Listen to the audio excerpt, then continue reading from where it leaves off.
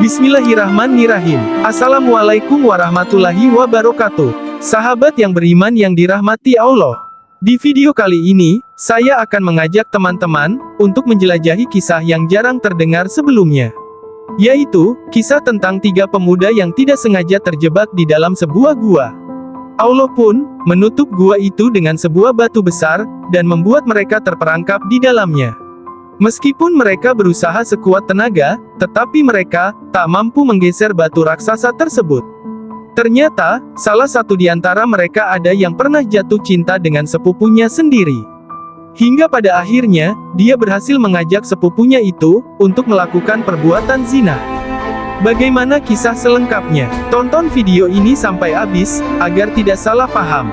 Pada suatu hari, ada 3 seorang pemuda yang sedang menjalani safar, atau perjalanan. Setelah mereka sampai di suatu tempat, dan merasa kelelahan, mereka pun berhenti sejenak untuk beristirahat. Ketiga pemuda itu menemukan sebuah gua. Tanpa ragu-ragu, mereka memutuskan untuk masuk ke dalam gua tersebut, dengan harapan bisa beristirahat sejenak sebelum mereka melanjutkan perjalanan. Namun ketika mereka berada di dalam gua, tak disangka-sangka, gua tersebut tiba-tiba tertutup dengan sebuah batu besar yang jatuh tepat di depan pintu gua, membuat mereka terperangkap di dalamnya, tanpa ada jalan keluar, dan juga terkunci di dalam kegelapan, yang dipenuhi oleh rasa ketakutan. 3 pemuda itu berusaha bersama-sama untuk menggeser batu yang sangat besar tersebut. Meskipun sudah 3 orang yang berusaha keras, namun batu itu tetap tak bergerak sedikit pun, akibat besarnya ukurannya. Usaha mereka tampaknya sia-sia. Setelah beberapa saat, ketiga pemuda itu merasa putus asa, dan akhirnya pasrah pada keadaan di dalam gua yang gelap itu. Situasinya semakin sulit, karena mereka kekurangan makanan dan minuman. Kehidupan mereka terancam, karena tidak ada jalan keluar. Mereka tampak dalam keputusasaan. Salah satu dari mereka memberikan saran, bagaimana jika kita bersama-sama berdoa kepada Allah Subhanahu wa Ta'ala, sambil kita menceritakan amal saleh yang pernah kita lakukan. Usulan tersebut akhirnya diterima. Dengan sepakat mereka menyadari bahwa satu-satunya harapan yang mereka miliki adalah pertolongan dari Allah. Setelah itu, pemuda yang pertama memulai berdoa kepada Allah, sambil menceritakan perbuatan baiknya. Dengan setulus hati dia berdoa, "Ya Allah, pada masa lalu, aku memiliki kedua orang tua yang selalu menjadi prioritas utamaku. Tidak ada yang pernah aku dahulukan, selain kedua orang tuaku, termasuk anak-anak dan istriku. Saya yang sehari-hari bekerja menjadi penggembala kambing, dengan tekun saya memeras susu kambing setiap sore. Namun, yang pertama kali aku berikan adalah untuk kedua orang tua, habis itu barulah kemudian untuk anak-anak dan istriku. Setiap hari, aku tidak pernah memberikan susu tersebut kepada siapapun, sebelum aku memberikannya kepada kedua orang tuaku. Pada suatu hari yang sibuk, saya terlambat memberikan susu kepada orang tuaku. Dengan cepat, kemudian saya berlari ke rumah mereka saat matahari mulai tenggelam. Setelah tiba di rumah orang tuaku, ternyata kedua orang tuaku sudah tidur. Dengan penuh penyesalan, aku menghukum diriku sendiri, dengan berdiri di samping tempat tidur mereka sampai keduanya terbangun. Bahkan saat tengah malam, tiba-tiba anak dan istriku menyusul ke rumah orang tuaku, dan anakku merangkap mendekatiku yang tetap berdiri. Dia berharap untuk mendapatkan susu. Namun, saya tahan diri dan memilih tidak memberikan susu kepada anakku, sebelum aku memenuhi janjiku, untuk memberikan kepada kedua orang tuaku terlebih dahulu. Ketika menjelang pagi, kedua orang tuaku pun terbangun. Saya pun kemudian memberikan susu yang seharusnya sudah saya berikan sebelumnya. Setelah itu, dengan penuh perhatian saya pun memberikan susu kepada anak dan istriku, yang sudah mulai kelaparan, yang dari tadi berada di sampingku. Dengan penuh kesadaran, pemuda pertama pun berucap, "Ya Allah, jika perbuatan baikku ini, yang mendahulukan orang tua, daripada anak dan istriku menjadi bagian dari ibadah, dan bernilai pahala, izinkanlah pintu gua ini terbuka agar kami bisa keluar dari gua ini." Kemudian penutup batu itu, hanya bergeser sedikit, sehingga mereka masih belum mampu keluar dari gua tersebut. Kemudian, pemuda yang kedua pun berdoa kepada Allah, dan menceritakan amal-amal salehnya. "Ya Allah, dulu aku pernah jatuh cinta kepada sepupuku sendiri.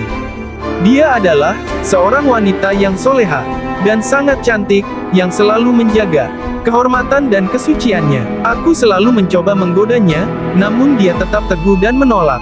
Bahkan, aku juga pernah melamarnya, dan dia juga menolak lamaranku.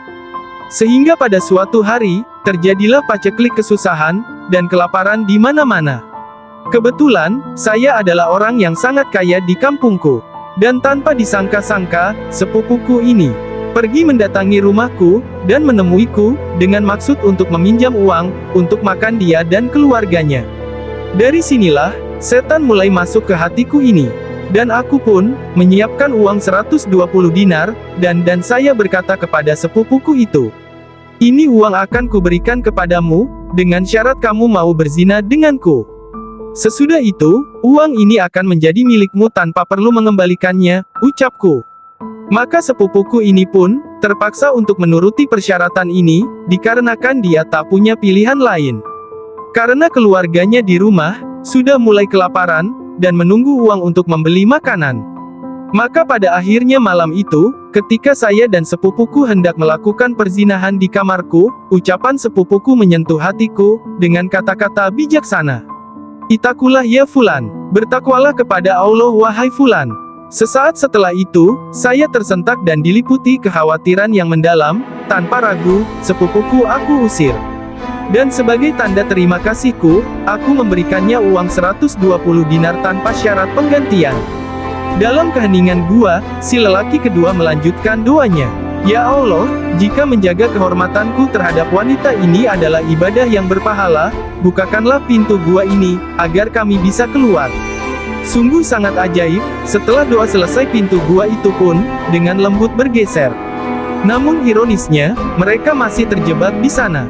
Karena lubang pintu gua yang terbuka belum cukup lebar untuk dilewati manusia. Tersisalah pemuda yang ketiga. Lalu dia mulai berdoa sambil menceritakan tentang amal solehnya. "Ya Allah, dahulu saya pemilik sebuah kebun yang sangat luas, dan saya termasuk orang yang sangat kaya di desaku. Di kebunku itu, saya mempekerjakan banyak karyawan. Suatu hari tiba saatnya, untuk pembayaran gaji, saya setia membayar gaji mereka, satu persatu sesuai dengan perjanjian kerja. Namun ada seorang karyawan, yang telah menolak menerima gajinya. Orang itu marah, karena merasa gajinya kurang, dan meminta tambahan. Karena permintaannya, bahwa dia tidak lagi bekerja di kebun saya, orang itu menghilang entah kemana.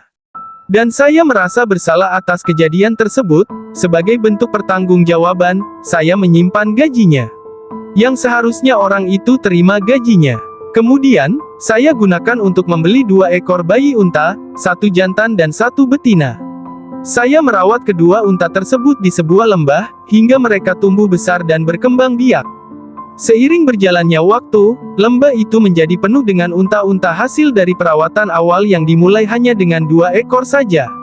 Setelah berpuluh-puluh tahun berlalu, seseorang tiba-tiba mendatangi saya, dan meminta gajinya, yang dulu tidak pernah diambilnya, karena sekarang dia dalam keadaan sulit. Akhirnya aku mengajaknya orang itu ke suatu lembah. Dan menunjukkan bahwa gajinya yang dulu, aku gunakan untuk membeli 2 ekor unta. Dan kini telah berkembang menjadi ratusan ekor. Dengan tulus saya berkata kepadanya, "Ambillah semua harta di lembah ini, semuanya adalah milikmu, sebagai pembayaran dari gaji yang pernah engkau tinggalkan." Secara ajaib, karyawan tersebut segera menjadi kaya raya. Dengan penuh harap pria itu berkata, "Ya Allah, jika amanahku kepada karyawan ini bernilai pahala, tolong geserkan batu ini, sehingga kami bertiga dapat keluar dari gua ini." Dengan izin Allah, batu itu pun bergeser, dan membuka jalan bagi ketiganya, untuk keluar dari gua tersebut. Semoga kisah ini bisa bermanfaat untuk kita semua. Dan saya akhiri, wassalamualaikum warahmatullahi wabarakatuh.